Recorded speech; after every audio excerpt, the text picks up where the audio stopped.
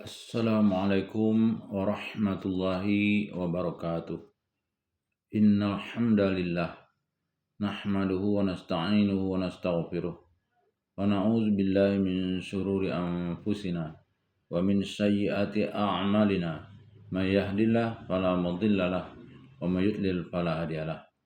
Asyhadu an la ilaha illallah wa asyhadu anna Muhammadan abduhu wa rasuluhu la nabiyya ba'd.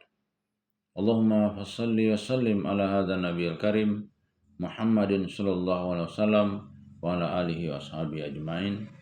Bapak-bapak, ibu yang saya hormati serta generasi muda yang saya sayangi. Baiklah, pada kesempatan ini kita akan membacakan tafsir Al-Azhar yang disusun oleh Profesor Dr. Hamka pada surah Al-Baqarah ayat 267 sampai dengan ayat 270 pada juz yang ketiga. أعوذ بالله من الشيطان الرجيم بسم الله الرحمن الرحيم يا أيها الذين آمنوا أنفقوا من طيبات ما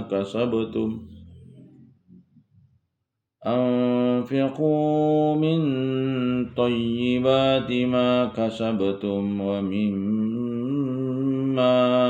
أخرجنا لكم من الأرض ولا تيمموا الخبيث منه تنفقون ولستم بآخذيه إلا أن تغمضوا فيه واعلموا أن الله غني حميد الشيطان يعدكم الفقر ويأمركم بالفحشاء والله يعدكم مغفرة منه وفضلا والله واسع عليم يؤتي الحكمة من يشاء ومن يؤت الحكمة فقد أوتي خيرا كثيرا وما يذكر إلا أولو الألباب وما أنفقتم من نفقة أو نذرتم من نذر فإن الله يعلمه وما للظالمين من أنصار. Ayat 267. Wahai orang-orang yang beriman, belanjakanlah sebahagian daripada hasil-hasil usaha kamu yang baik-baik dan daripada apa yang telah kami keluarkan untuk kamu dari bumi.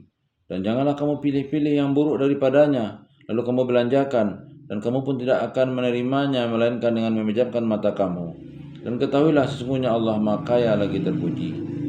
268. Syaitan mempertakuti kamu dengan kemiskinan dan menyuruh kamu berbuat keji, sedang Allah adalah menyediakan ampunan daripadanya dan kurnia, dan Allah adalah Maha Luas, pintu rezeki terbuka lagi Maha mengetahui. 269. Dia menganugerahkan hikmat kepada barang siapa yang dia kehendaki, dan barang siapa yang diberi hikmat, maka sesungguhnya dia telah diberi kekayaan yang banyak. Tetapi tidaklah akan ingat melainkan orang-orang yang berfikiran dalam, yang mempunyai inti fikiran. 270. Dan apapun perbelanjaan yang kamu belanjakan ataupun nazar yang kamu nazarkan, maka sesungguhnya Allah mengetahuinya, dan bagi orang-orang yang aniaya tidaklah ada orang-orang yang akan menolong.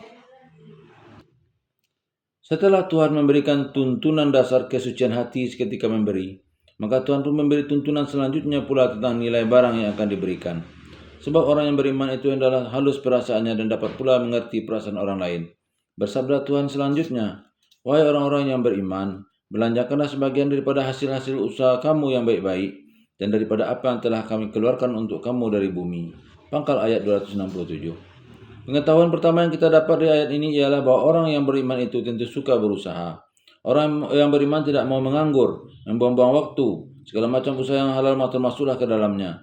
Termasuk juga bercucuk tanam dan bertani, bersawah dan berladang, maka hasil yang baik-baik daripada usaha-usaha dan pertanian itu hendaklah belanjakanlah atau nafkahkan. Kemudian dijelaskan lagi apa yang dimaksud dengan baik-baik itu, dan janganlah kamu pilih-pilih yang buruk daripadanya lalu kamu belanjakan. Untuk menimbang apa yang baik-baik itu dan apa pemberian yang buruk yang tercela itu disuruh mengukur dengan diri sendiri.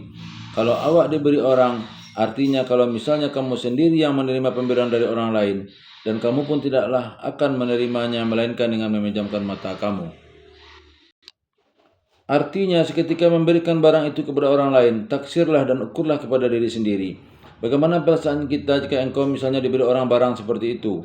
Adakah kamu senang menerima atau kamu terima hanya lantaran terpaksa saja? Menerima dengan memicingkan mata karena kurang senang kepada barang itu? Menurut riwayat Ibnu Jarir yang diterimanya dari Al-Bara bin Azib dan satu riwayat pula daripada Al-Hasan, pada waktu itu ada beberapa mereka yang seketika hasil ladang mereka telah keluar, mereka pisah-pisahkan hasil-hasil yang bagus-bagus dengan yang buruk-buruk. Nanti setelah amil penagih zakat datang, mereka serahkan hasil yang buruk-buruk itu. Inilah asal mula turun ayat. Perbuatannya demikian amat dicela, tidak cocok dan tidak seirama dengan jiwa orang yang beriman. Yang dimaksud dengan ayat ini bukan saja terhadap zakat, melainkan juga segala macam sedekah atau tamu yang lain-lain. Hibah atau pemberian, hadiah atau tanda mata, derma, sokongan, bantuan dan seumpamanya. Kalau hendak memberi, berikanlah yang baik, yang senang memakainya dan senang memberikannya. Jangan dipilih-pilih mana rasanya tidak disukai lagi, itu yang diberikan. Mempunyai kebun jeruk, kebun mangga dan sebagainya pun demikian. Kalau hendak memberi, berikanlah yang hati sendiri senang melihat dan memakannya, supaya menerima senang pula dan menghargai keluhuran budi yang memberi. Menurut ayat ini, tidak layak orang menzakatkan padinya setelah habis mengetam, sedang yang dizakatkan itu bukan padi yang baru dipanen, melainkan sisa asal alas lumbung kelebihan tahun yang lalu. Sebab itu adalah padi usang, tidak seenak padi yang baru saja pulang dari sawah. Cobalah tanyai jiwamu sendiri, sebab kamu orang beriman. Mengapa padi usang itu yang kamu zakatkan atau sedekahkan? Mengapa tidak padi yang baru? Tentu hatimu akan menjawab, padi usang tidak enak lagi rasanya, lebih enak padi yang baru dipanen. Tentulah orang yang kamu beri itu sama juga seleranya dengan selera kamu, yaitu sama-sama enak memakan padi baru dan memakan padi atau beras usang hanya karena terpaksa. Terpaksa diterimanya juga karena dia lapar padahal matanya dipicingkannya. Di penutup ayat bersabdalah Tuhan, dan ketahuilah sesungguhnya Allah adalah Maha Kaya lagi terpuji. Ujung ayat 267. Allah Maha Kaya, ingatlah ini ketika kamu memberikan apa-apa kepada orang lain, sehingga hatinya terbuka memilih yang baik-baik untuk diberikan kepada yang patut diberi. Allah Maha terpuji, sebab dia selalu membantumu dengan memberikan rezeki yang baik-baik. Untuk menyempurnakan puji kepada Allah itu, pilihlah yang baik-baik pula dan berikanlah itu kepada yang berhak menerimanya. Dengan demikian dia akan memuji Allah dan mendoakanmu. Moga-moga kamu diberi rezeki lagi berlipat ganda dari Tuhan, tetapi kalau kamu berikan itu yang buruk-buruk, yang kamu sendiri pun enggan menerimanya jika diberi orang, maka seketika dia menerimanya atau setelah dibawanya ke rumahnya, hatinya akan berkata tentang engkau dengan kata-kata yang iba hati. Beginilah dia kepada kita. Tahu benar dia bahwa awak miskin asal perut berisi, barang yang tidak berguna lagi kepadanya itulah yang diberikannya. Di ujung ayat Tuhan Allah menyebut dua sifatnya. Pertama kaya, kedua terpuji. Dengan mengingat kekayaannya yang kamu disuruh ingat bahwa belum berarti apa-apa. Dengan menyebut sifatnya terpuji, Tuhan sangat akan menganjurkan sebagai si makhluk mengambil sifat-sifat Allah. Mana yang dapat diambilnya sebagai kata ahli-ahli sufi. Takhallaqu bi akhlaqillah, berakhlaklah dengan akhlak Allah. Selanjutnya Tuhan bersabda, syaitan mempertakuti kamu dengan kemiskinan dan menyuruh kamu berbuat keji, sedang Allah adalah menyediakan ampunan daripadanya dan kurnia. Pangkal ayat 268. Pangkal ayat ini mempertunjukkan perjuangan batin orang yang dianjurkan membelanjakan harta benda pada jalan Allah. Setiap harta akan dibelanjakan, syaitan selalu hendak campur tangan. Jangan banyak-banyak nanti habis, apalagi yang akan tinggal di tanganmu. Berikan saja yang buruk-buruk, tentu akan diterimanya juga, dan yang baik-baik simpan untuk dirimu sendiri. Jangan terlalu banyak memberi kalau tidak akan disebut-sebut orang, dan sebagainya.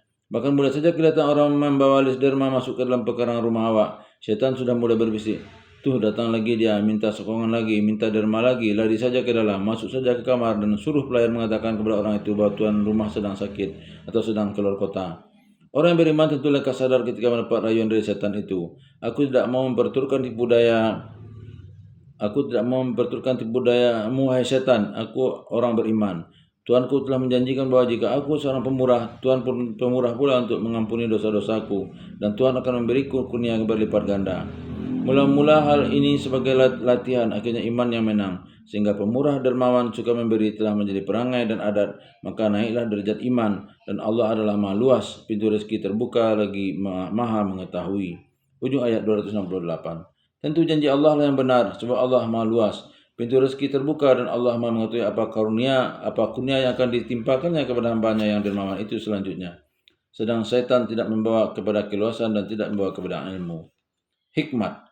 Dia menganugerahkan hikmat kepada barang siapa yang dia kehendaki. Pangkal ayat 269. Hikmat lebih luas daripada ilmu. Bahkan ujung daripada ilmu adalah permulaan daripada hikmat. Hikmat boleh juga diartikan mengetahui yang tersirat di belakang yang tersurat, menilik yang gaib dari melihat yang nyata, mengetahui akan kepastian ujung karena telah melihat pangkal. Ahli hikmat melihat cewang di langit tanda panas, gabak dulu tanda hujan. Perasaan ahli hikmat adalah halus karena melihat alam, maka ahli hikmat mengenal Tuhan. Sebab itu dalam bahasa kita hikmat disebut bijaksana dan ahli hikmat disebut bahasa Arab. Al-Hakim adalah salah satu di antara asma Allah. Maka kekayaan yang paling tinggi yang diberikan Allah kepada hambanya ialah kekayaan hikmat itu. Syekh Muhammad Abduh sebagai salah seorang ulama yang hidup di permulaan zaman modern, yang telah banyak membaca buku-buku dari ahli-ahli fikir, dan secara luas menafsirkan tentang hikmat, bahwasanya hikmat itu adalah ilmu yang sah yang dapat dipertanggungjawabkan, yang telah sangat mendalam pengaruhnya dalam diri sendiri, sehingga dia yang menentukan iradah dan kemauan untuk memilih apa yang dikerjakan. Kalau suatu amal perbuatan benar-benar timbul daripada ilmu yang sahih, maka amal itu akan menjadi amal yang salih, yang memberi faedah dan membawa orang kepada bahagia. Sebab banyak juga orang yang otaknya dipenuhi oleh berbagai khayal dan berbagai pengetahuan yang dia ingin supaya dilaksanakan pada waktunya, namun segala khayal itu tidak ada faedahnya, tidak jadi terlaksana, sebab dia bukan ilmu yang dapat membeda-bedakan di antara yang sebenarnya dengan yang sebenarnya benar dengan kebenarannya hanya khayal, sehingga yang bersangkutan sendiri tidak dapat membedakan mana yang ilham dan mana pula yang hanya was-was. Sebab ilmunya itu tidak kokoh dalam jiwanya dan tidak ada pengaruh atas iradatnya. Hanya semata-mata khayal dan was-was yang dicoba mempraktekkan dan hanya timbul bila dipertengkarkan dan diperdebatkan. Allah memberikan hikmat kepada barang siapa yang dikehendakinya. Artinya ialah diberi alat yang sempurna sebagai manusia. Alat itu ialah akal dan diberi anugerah akal budi itu. Di antara makhluk ini hanyalah manusia saja. Maka akal yang cerdas itu adalah alat yang seampuh-ampuhnya untuk memperdalam ilmu yang sejati dengan keraguan dan sangka. Akal adalah alat penimbang, penyisikan di antara agak-agak dan kesimpulan yang benar. Penyisikan di antara mana yang dapat diketahui dan dipahami dan mana yang meminta renungan panjang.